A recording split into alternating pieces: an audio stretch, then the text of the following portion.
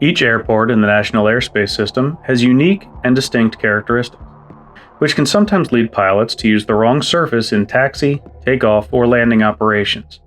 Let's take a look at some of these tricky areas from the flight deck.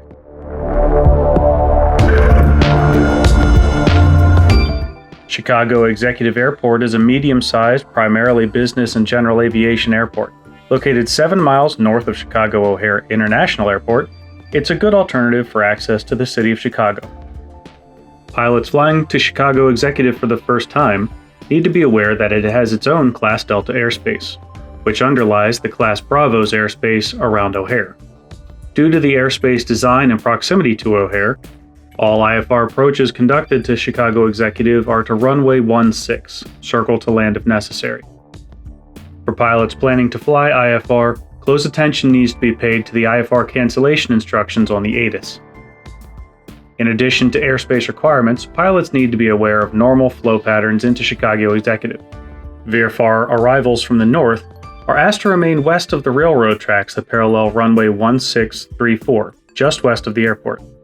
This will help keep VFR and IFR arrivals inbound from the Northbrook VOR separated and easier for controllers to sequence efficiently.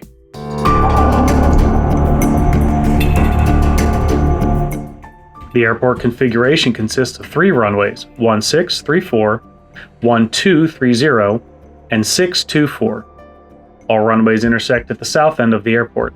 A complex taxiway system provides access to 3 FBOs located around the perimeter of the airport, as well as numerous private hangars and business. When Chicago Executive is landing to the north, runways 34 and 30, pilots sometimes can confuse the runways and line up for the wrong one.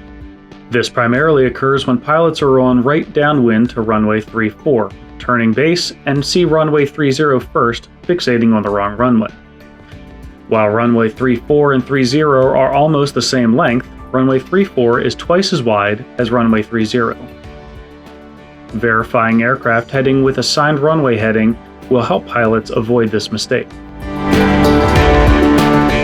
Hotspot 1 is located at the intersection of taxiways Kilo, Charlie, Echo, and runway 624. This is a large area of concrete, and the angles that the taxiways come together can cause confusion and inadvertent turns at the wrong place. Even though there are taxiway markings and above-ground signage, pilots still miss the hold short lines for runway 624 on taxiways Echo and Kilo. Understanding taxi clearances and positively identifying hold short instructions via moving maps and the airport diagram will help pilots avoid this mistake. Hotspot 2 is located at the intersection of taxiway Lima and Delta. While the issue is similar to Hotspot 1, there is another aspect to this issue. When cleared, taxi to runway 34 via Delta Lima, hold short runway 624. Pilots need to be aware that to comply and hold short of runway 624, they may not actually turn on Lima.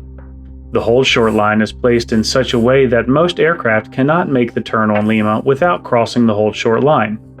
This has led to some confusion and inadvertent runway incursions. Bottom line, when in doubt, hold short and ask ATC.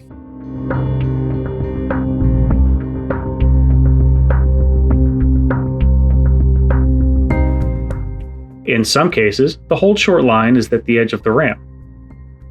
Pilots taxiing for takeoff need to receive the proper clearance before they exit the ramp area. This may seem to be common sense, but the number of occurrences of this error indicates that special attention needs to be paid while operating in this area. Pilots need to remember that if they are ever in doubt or unsure of any instruction or aircraft position, ask the tower. Another problem area not listed as a hotspot concerns aircraft taxiing from the parking areas between runway 24 and runway 30. When taxiing to runway 24 via Bravo, the hold short line is located well back from the approach end due to the configuration of taxiway Bravo. Pilots have crossed the hold short line and continued to the approach end of runway 24, conflicting with aircraft on final for that runway. Close inspection of the airport diagram should make the issue clear.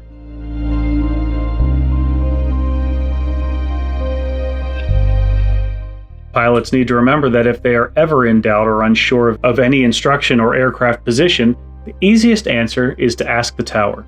They're there to help.